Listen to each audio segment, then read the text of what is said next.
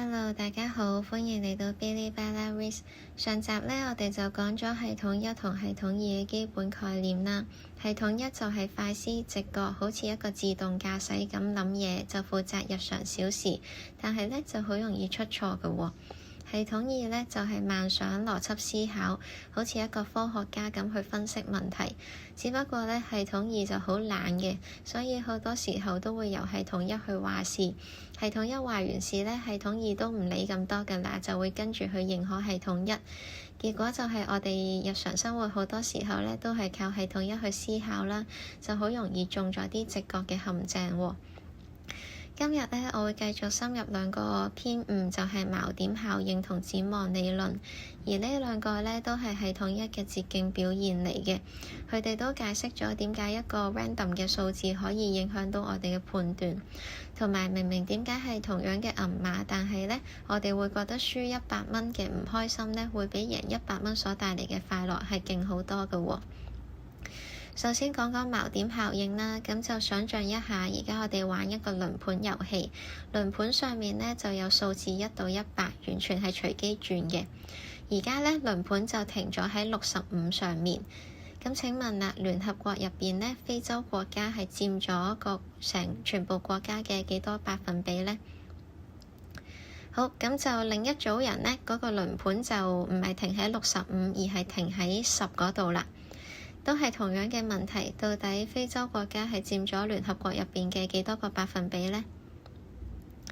咁呢個經典嘅實驗數據顯示呢，停咗喺65上面嘅組別呢，佢哋平均係估非洲國家佔咗聯合國嘅45%，而停喺10嗰個組嗰度呢，就淨係估25%，都差咗成20個百分點啊！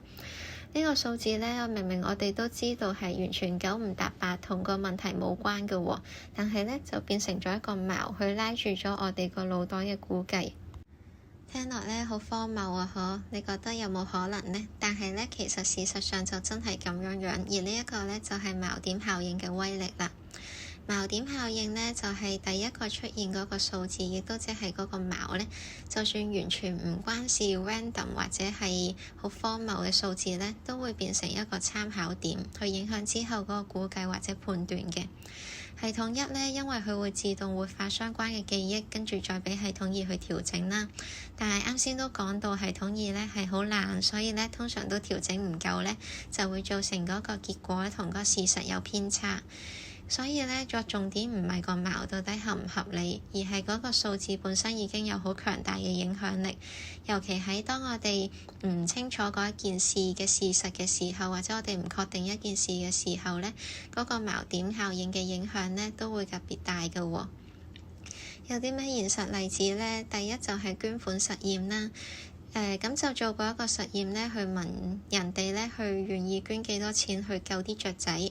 首先呢，我哋就問佢你願唔願意捐5蚊啊？之後呢，個平均捐款呢就係得20蚊。但係呢，如果我哋問佢你願唔願意捐400蚊啊？啲人呢又平均會捐成143蚊嘅喎。但係就如果我哋乜都唔問，直接叫佢捐錢呢，咁就平均呢會捐64蚊。而呢個高錨同低錨嗰個分別呢，都差咗成123蚊，咁就效應係大概30%，即係呢，你會增加100蚊嘅錨嘅要求呢，平均就會多咗30蚊嘅捐款喎。第二個都好常見嘅例子就係房地產商喺賣樓之前呢，都會 set 一個好高嘅價去做個錨點啦。就算之後呢，俾人議價或者係殺價呢，其實最後嗰個成交價呢，都會比佢本身冇 set 錨點嗰個價錢會更加高嘅。呢啲例子呢，都證明咗其實隨機錨點個影響力都好強啊。故事嗰個真假呢，其實唔緊要，個錨點到底真定假都唔緊要，而係本身嗰個數字已經去夠操控我哋嘅思考啦。咁就第二 part 就關於展望理論嗰方面都係比較大問題，大家去睇下啦。就想像下你面前呢，而家有2個投資嘅選擇。A 呢就係100% 穩贏1000蚊。B 呢就係有80% 機會贏1250蚊，但係呢，有成20% 機會呢就1蚊都冇，即係贏0蚊。你會揀邊個呢？好多人都會揀 A 嘅，我都係啦嚇，因為就100% 贏錢喎，咁梗係寧願揀穩陣啲嗰個，都唔想有20% 機會輸錢啦。但係咧，我就換一個問法，如果呢一個問題換成係損失，即係咧你A 呢個選擇咧就係100% 會輸1000蚊，輸硬嘅啦。B 咧就係你有80% 嘅機會咧就輸1250蚊，但係咧你有成20% 嘅機會咧唔使輸任何錢，即係輸0蚊喎。咁你會揀邊個咧？咁就又係實驗結果證明咧，啲人就會揀80% 機會輸多啲，但係有20% 機會咧唔使輸呢一個選擇喎。而呢個咧就係所謂嘅展望理論，咁就有個解釋咧，就係我哋到底喺風險同埋唔確定之下咧，到底會點樣去做決定？嗰個核心就係咧，我哋唔係去理性去計算出一個預期嘅價值啦，而係會基於呢個參考點。一般咧，呢個參考點都係而家嘅狀況咧，去評估得同埋失嘅。有啲咩嘢主要特徵咧？第一咧就係損失厭惡，就係輸錢嘅痛苦咧，比贏咗同樣嘅錢嘅快樂咧，大概係大成2倍嘅。咁輸100蚊嘅痛咧，係會遠遠超過你贏100蚊所帶嚟嘅快樂。第二咧就係嗰個價值函數係呈 S 型啦，嗰個獲利區咧係粒形嘅，即係嗰個 marginal effect 就會遞減啦，而個損失區咧係突出嚟嘅喎，即係咧你損失得越多咧，你就越唔想再輸啦。第三就係概率扭曲啦，就係一啲小概率嘅事咧就會自己會高估咗佢個可能性。例如係我哋明明都知道六合彩基本上都同等於冇可能會中係冇分別㗎啦，但係我哋成日都會幻想今晚中硬㗎咯喎，呢一啲總之就係會加大咗嗰個概率咁樣樣。但係咧嗰個高概率咧，有時又會俾人低估嘅。譬如就係醫生同你講你做手術咧就90% 就會手術成功，但係10% 咧就會失敗咧。通常啲人咧都係會諗嗰10% 咯。第四就係參考依賴，就係唔會睇嗰個絕對結果，淨係睇相對嘅變化嘅啫。咁呢個展望理論咧，其實都同個傳統經濟學咧，所謂假設人係完全理性，會計算絕對預期價值啊，風險態度一致，係有好大嘅出入嘅喎。咁傳統嘅經濟學咧，就係覺得你無論係賺錢定係蝕錢咧，咁你一係就係風險厭惡，一係就係風險尋求。但係咧，展望理論咧就顯示咗其實唔係嘅喎。原來人咧係唔理性嘅，就係你獲利嘅時候咧，你就風險厭惡，即係寧願求穩。咁就但係咧，你有面臨損失嘅時候咧，你就寧願去搏一鋪。咁就所以咧就會引起咗啱先嗰個問題，到底你願意贏1000蚊啦，定係100% 輸1000蚊嘅呢個答案嘅差別咯喎。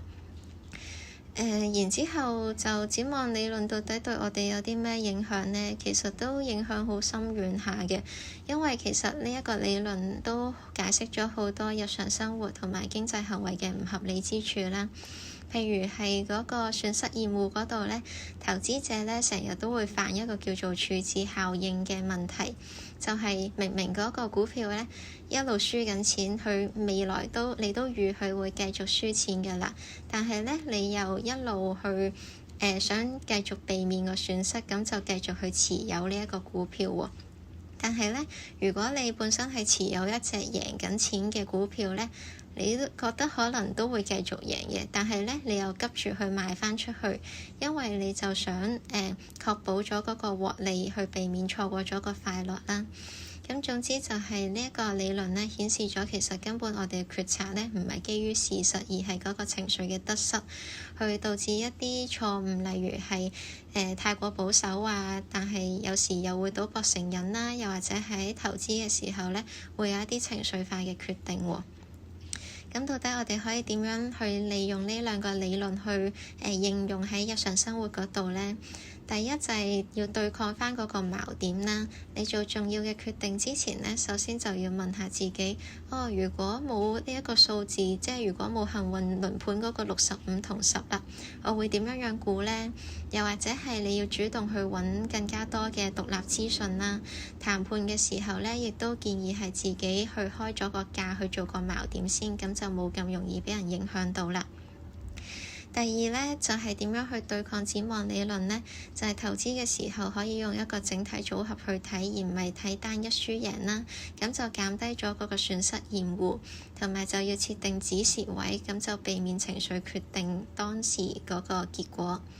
總括嚟講呢，就係首先你要知道有呢兩個偏誤係好影響我哋嘅思考啦，然後我哋亦都要利用我哋好懶嘅系統二呢，叫佢唔好咁懶啦，就多啲檢查系統一嘅捷徑，就減少俾數字或者係得失嘅感覺去操控咯。咁就今日都講咗好多啊，希望你聽完都覺得有用啊，或者係會對日常去決定會多啲警覺啦。鍾意嘅話就繼續聽落去啦。我哋下集再見，拜拜。